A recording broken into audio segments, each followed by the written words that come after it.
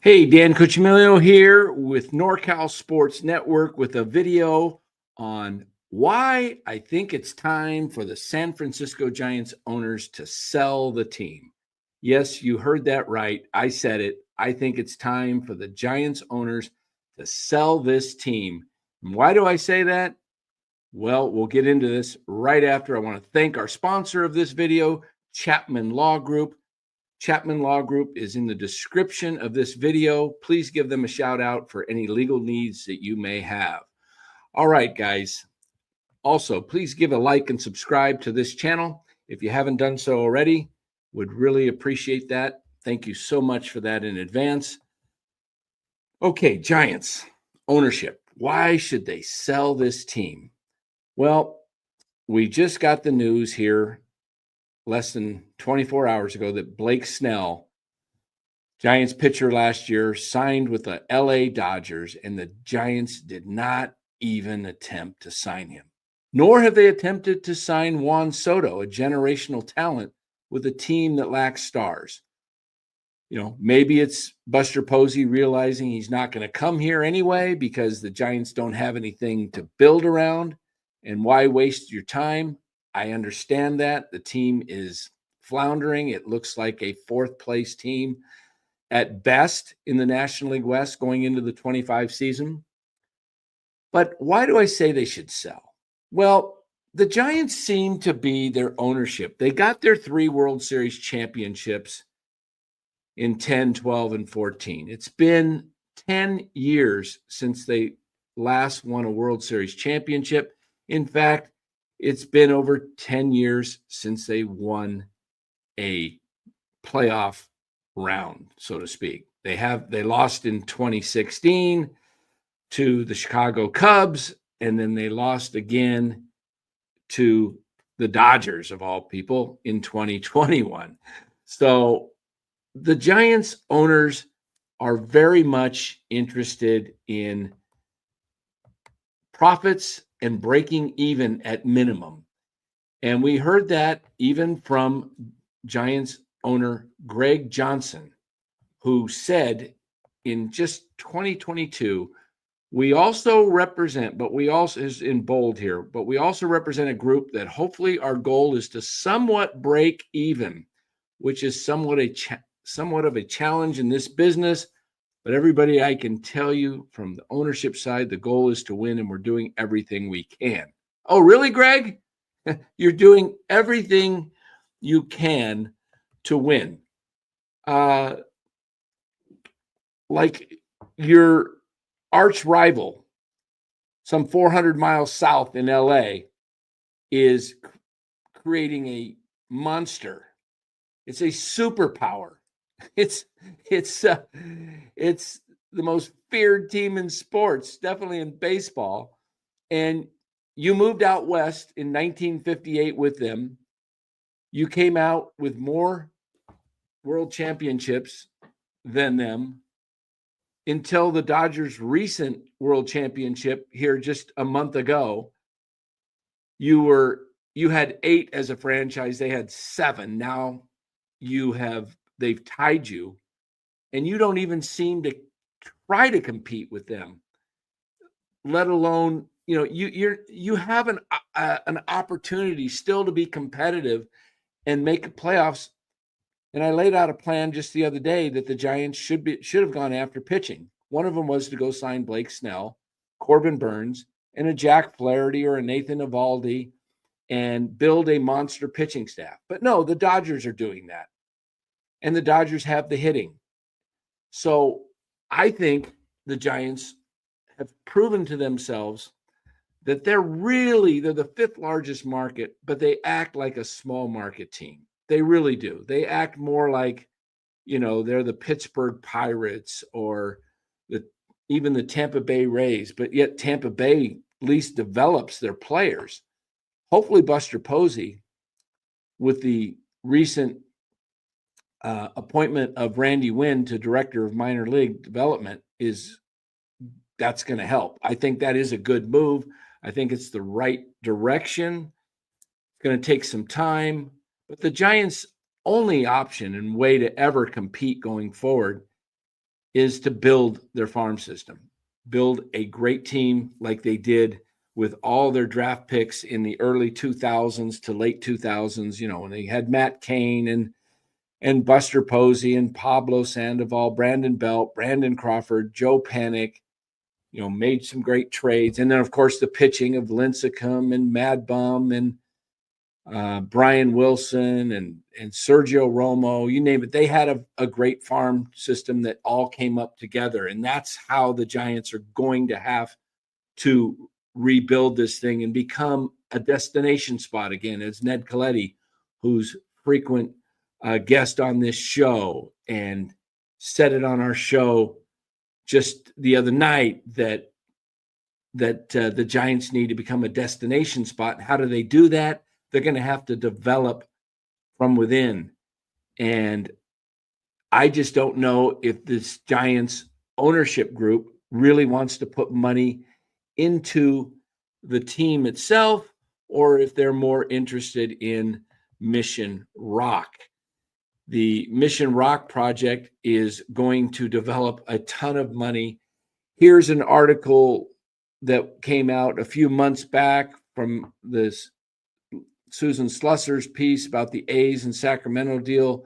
The Giants, according to one agent, there's one more element that the agent wanted to make clear. The Giants, even with the River Cats taking one for the team by sharing their stadium with the A's, are going to emerge in tremendous shape when the A's leave Oakland, and even better shape when the franchise is entirely out of Northern California. In 10 years, the Giants are going to generate more revenue than the New York Yankees, the agent said. They'll have all the Bay Area and half the state. They'll have their AAA team in Sacramento, their Class A team in San Jose, their own stadium. They're developing around it: San Francisco, Oakland, Silicon Valley, Sacramento. The Giants are about to become the monsters of Major League Baseball. And to that, I say, really? You think they're going to become the monsters of baseball? Look, the Giants seem more interested in their land and developing that land. And here is what I am looking that I think the Giants should do. All right. The Giants are worth roughly $3.7 billion. Okay. $3.7 billion. But is the team really that much worth that much, or is it the land itself? Here you go. The San Francisco Giants Mission Rock project is valued at $3 billion itself. The Giants are working with the Port of San Francisco and Tishman Speyer to build a waterfront neighborhood and mixed-use development. The Giants see this project as Giants Baseball 2.0. See, there's where their heart is. And the largest development of its kind connected to a sports venue. The Giants are also invested in NBC Sports Bay Area and KMBR. According to Forbes, 71% of the Giants' value comes from their media market and stadium. Okay? So the Giants are worth roughly about $1 billion as a team, just the team itself.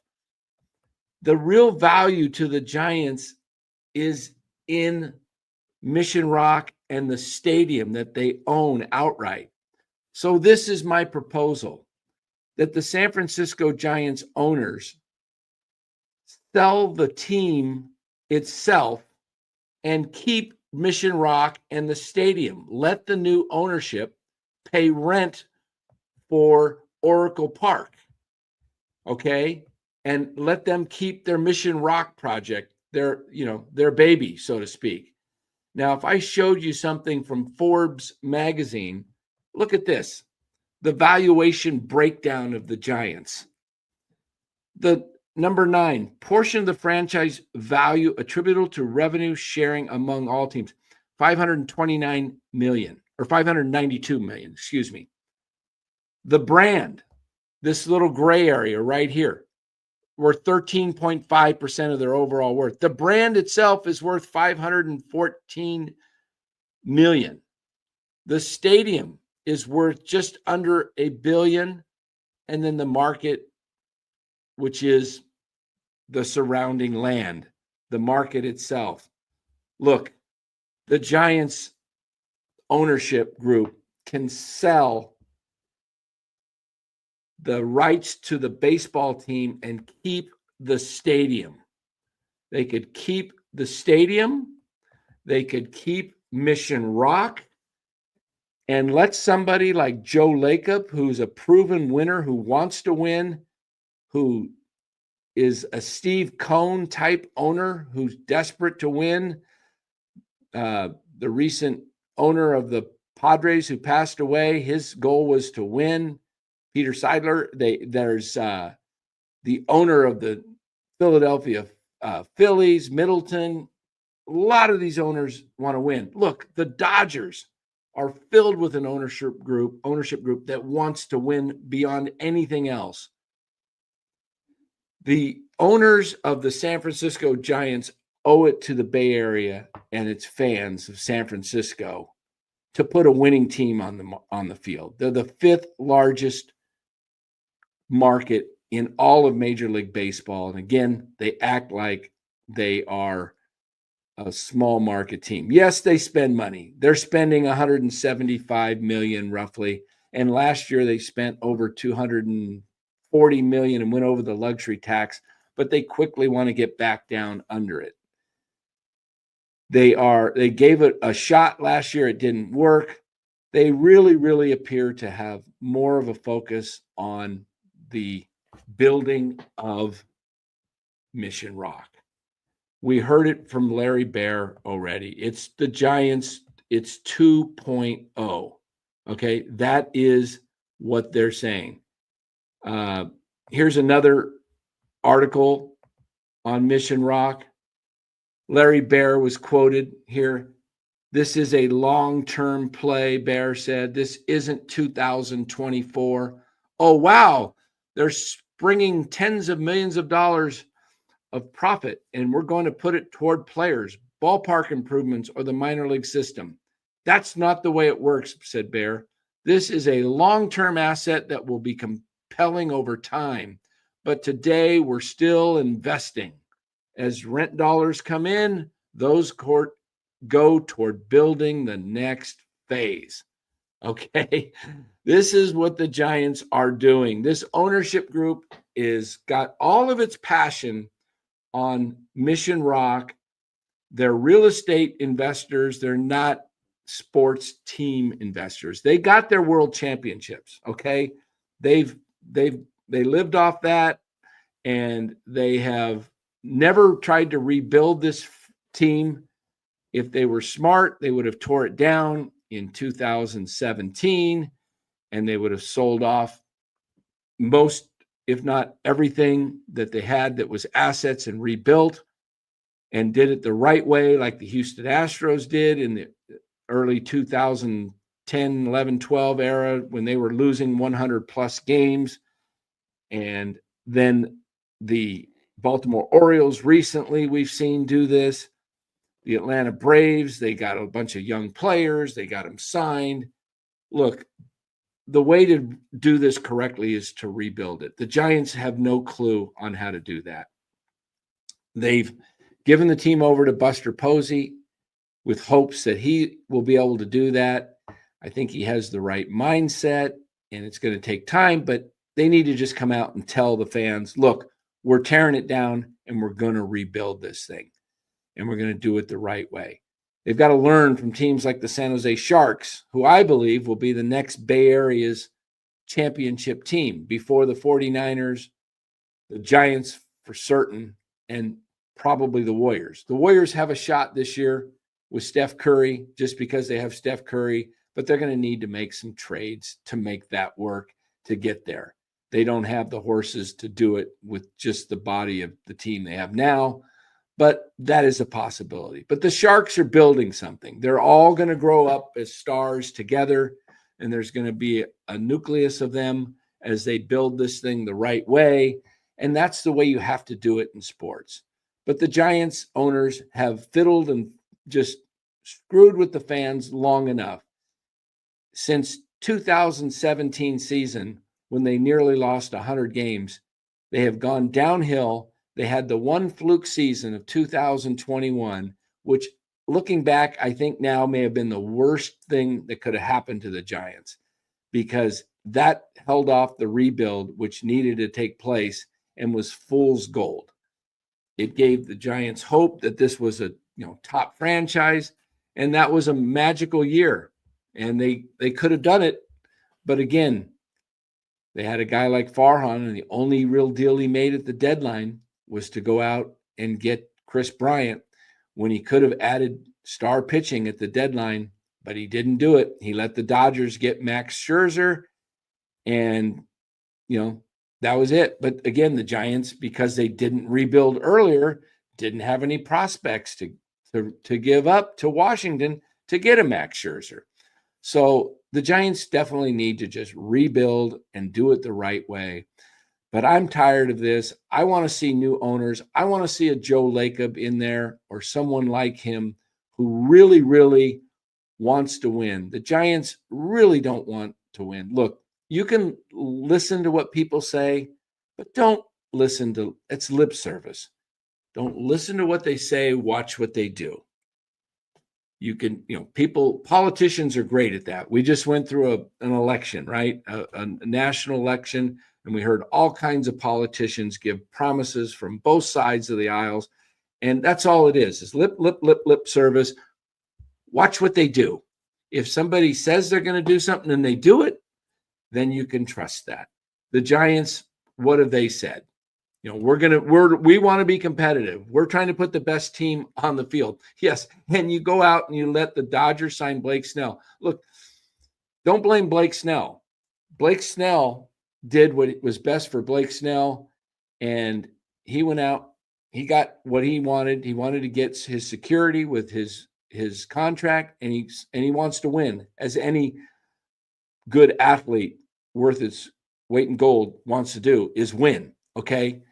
So you can't blame Blake Snell. Look, the Giants could have signed him last year. If they really wanted Blake Snell, they could have given Blake Snell the 5-6 year deal last year. But no, they gave him a 2-year deal with an opt-out after the first year, which put Blake Snell right firmly in the driver's seat. Scott Boras destroyed Farhan on that. And you can't continue to allow your team to say that you want to win and that you're going to try to compete and do nothing. And it appears the Giants have already made the announcement that they want to cut payroll. They want to stay under the competitive balance tax for 2025, which is $241 million. Are they going to go anywhere near that? They could. There's still time. It's only, November, late November. They still have time to go after. There's only one player really down. Well, Kikuchi went down, who was a good pitcher. I thought the Angels got him, but Snell's gone. Okay, there's still plenty of people to go get. Go prove that you want to win, Giants. Show it by putting money out there and putting a team together. But if you ask me, the way to build this team was through star pitching, but I don't think they're going to do that. So they're best off just tearing it down and rebuilding it and trading off assets that have value and getting young players and build this thing up the right way. In 2-3 years, you'll be competitive again and things will be good. But we'll see where it ends up, guys. I really think, again, though, they should consider selling the team, keep their projects, keep Mission Rock, keep keep Oracle Park. You own the park, you own the land around it. All you're giving up is the rights to the ball team itself. And I think that works for everybody. You get new, fresh ownership in here that wants to win and is willing to put money into the team. And then the current ownership gets to keep their land and their real estate deal, and they get to ride off into the sunset, and everybody's happy. All right, guys, tell me what you think below in the comments to this video. Let me know what you think. And we do appreciate your comments. We read them all, and we try to respond to as many as possible. Thanks for watching this show, and please subscribe to NorCal Sports.